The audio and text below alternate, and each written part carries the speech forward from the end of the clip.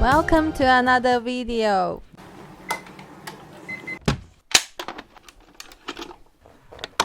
Don't you understand this place I am? I don't understand the point. About 2 weeks ago, I went with my good friend Seamilk to an ancient village, so-called ancient village. We're told it's an ancient village. And that trip to the ancient village got me thinking about Chinese hospitality. What I like about it, what I don't like about it, and what you can expect. So I decided I'd make this video since I'm going to be stuck on this long dreary road for at least another hour. Don't worry, I'll be interspersing it with colorful and interesting b-roll, so you won't have to be bored out of your skull like I am. But let's get started, shall we? So 2 weeks ago, when I was up doing the adventure talk show with Seamilk, by the way, our latest one about ghost cities and the Chinese housing bubble is probably the best one we've done so far, so please go take a look. I think if you're interested in China, you'll really like this one. Anyway, beside the point, so we're busy editing and doing our usual thing, and Seamilk's father-in-law, who's a pretty good photographer, an award-winning photographer here in China, invited us to go to this ancient village, which is about an hour and a bit outside of Huizhou. So we decided, well, why the hell not? You know, that's a great opportunity for us to go and, you know, film some countryside village and, you know, something very interesting that we could then, of course, include in our adventure talk show, and both of us could put it on our channels, and, you know, it'd be something interesting, get some good b-roll. So we hopped on the bikes and off we went, and rode through some of the most horrendous roads, literally some of the most horrendous roads you've ever seen to get there. Anyway, we finally arrive in this little village, and it's actually very pleasant, the usual kind of Chinese rural sort of setup. You've got some rice paddies, you know, beautiful green, some rundown old houses, and a lot of these new soulless, terrible looking concrete houses. And we went to the biggest house in the village, which is this big sort of 3 or 4 story mansion. And this is the richest guy in this village, and he's the guy who actually invited Seamilk's father-in-law.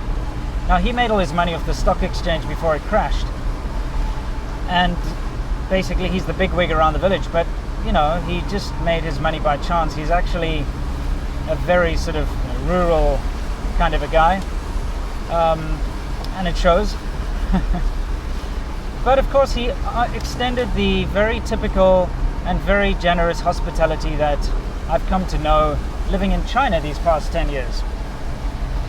And it goes something along the lines of, you know, my house is your house, sit down, here, have some tea. And they love sitting around drinking tea for hours on end. Usually without any particular aim, they'll just sit around and talk about very basic goings on. Usually not anything too important, to be fair. And when it comes to speaking to a foreigner, you're going to just get the same sort of 20 questions and observations that you will get no matter where you are in China, the usual kind of thing. But I'm not going to get into that now. Any foreigner who comes and lives and works here will know exactly what I'm talking about, you know. But you can sit around literally for hours drinking cup after cup of tea, which, you know, it's nice when you actually don't have anything to do, but it can be infuriating if you actually have plans for the day.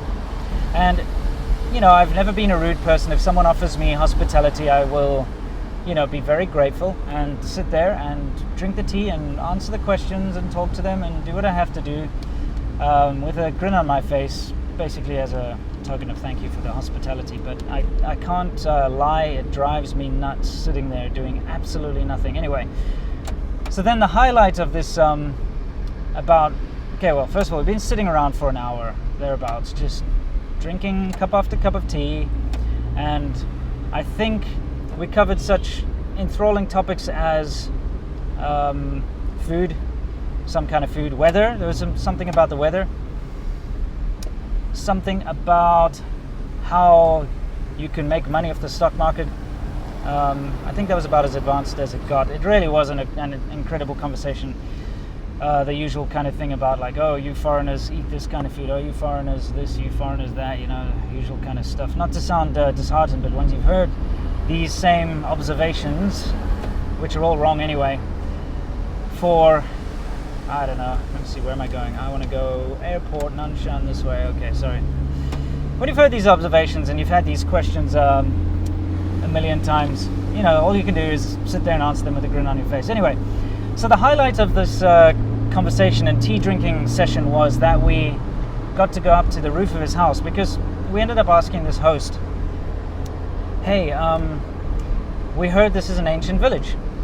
Can you tell us about it? And he's like, yeah, later I'll take you to walk around. But we kind of realized that his later meant like another 2 or 3 hours of sitting around drinking tea. So we kind of convinced him like, oh, no, that's okay. We can go look for ourselves. Can you just point us in the right direction? So he's like, okay, but first there's something that we have to do. Hang on a second. Toll card. I am currently on the toll road and I'll see how much this costs. It's bloody far anyway. So he's like, no, we have to go check something out. So we walk up these many flights of stairs to the top of his mansion. He's got his dad, I think it's his dad there, raking these peanuts that have been lying around in the sun, you know, in the dirt, and he's like raking them into a pile and collecting them in like a dustbin. And he very gleefully hands these peanuts to us and like, eat these are fresh, you know, fresh farm peanuts. Which, yeah, okay, very nice, very generous, but they are just really dirty peanuts off the floor with sand in them, and they didn't taste very good, in all honesty. In fact, it was difficult for Sea Milk and I to sort of munch these things down, having seen where they came from and also the taste. You could literally, there are grains of sand that you're chewing on. So yeah, that was the highlight. Anyway, we get to the top of the building, we're eating these sand peanuts, and he points over to the sort of ancient village part of the village. And sure enough, there we have a bunch of nice, more traditional looking houses. And so Sea Milk actually asked him, how old are these? And he's like, oh, you know, they're really old. They're about 50 years old. We're like, wow, that's old. That's ancient, isn't it?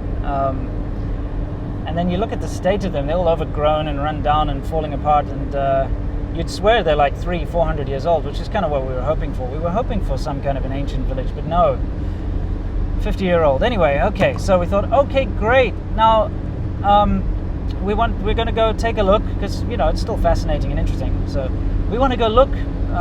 Thank you very much for the hospitality. We're just going to go out and we're going to take some photos and video footage and stuff. And he's like, no, you can do that later.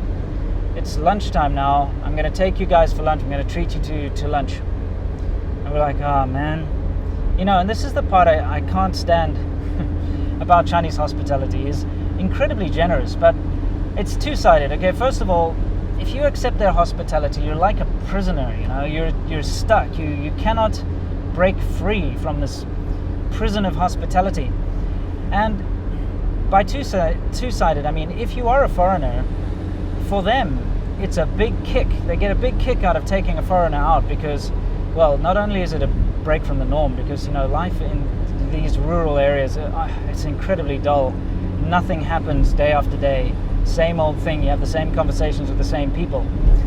So to take a foreigner out is a little break from the norm. It's like quite something. Now you'll have something to talk to the rest of the sort of rural guys for the next sort of couple of weeks, maybe months, maybe years, who knows.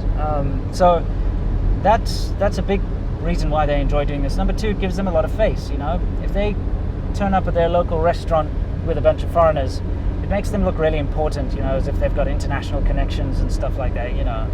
So the hospitality, like I said, it's not really a generous, genuine, here you go, please accept my hospitality. It's more of a, yeah, I'm going to treat you for dinner, but, you know, you're kind of my little token to drag around for the next couple of hours, which I'm going to be honest, in the beginning, because you're experiencing a new culture, you know, it's a wonderful experience because you can go and talk to these people, try your best with your broken Chinese to figure out what's going on, try new kinds of food because, you know, inevitably they want to show off and give you a taste of their local food. So you try all this new food and you get to see new places and they'll drive you around and do things. But once you've been here for 10 years and this is certainly nothing new, and it happens to you every time you meet a new person of any kind of stature, it really starts to grind. Because you have to put a grin on and you have to keep smiling and grinning at the same questions and the same nonsense all the time. And yeah, anyway, you get the deal. Let me continue with the story. So we reluctantly agreed. He's like, okay, come on down. And he's like, there's a special restaurant where they prepare beef. And it's really, really awesome. And the beef is 很香, which means it has a very good aroma. You know, that kind of taste, that it smells good, it tastes good, that kind of thing. So we're like, well, okay, maybe it'll be quite nice. And he hops in his kind of SUV, his BMW SUV, and he escorts us down to this amazing restaurant. And when we get there, I just knew what we were in for. It was in what I like to call a truck town, and they're these little sort of urban settlements, kind of in between the middle of towns that you get on these national roads, where their sole function is basically to repair broken down trucks and sort of farm equipment and machinery. Sorry, it's really hot in here. My aircon is broken again, 4th time. So much for this car. Anyway, so yeah, there we are. We arrive at this truck town, and there's diesel fumes everywhere, dust, sort of truck tires lying left and right, broken down front end loaders and stuff.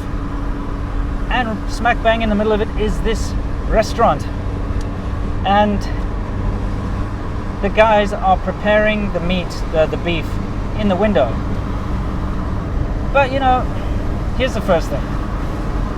I see how the meat's delivered to the restaurant. It's delivered in those blue trucks, right? Those dirty, rusty blue trucks, sort of in crates, completely filthy and unwashed.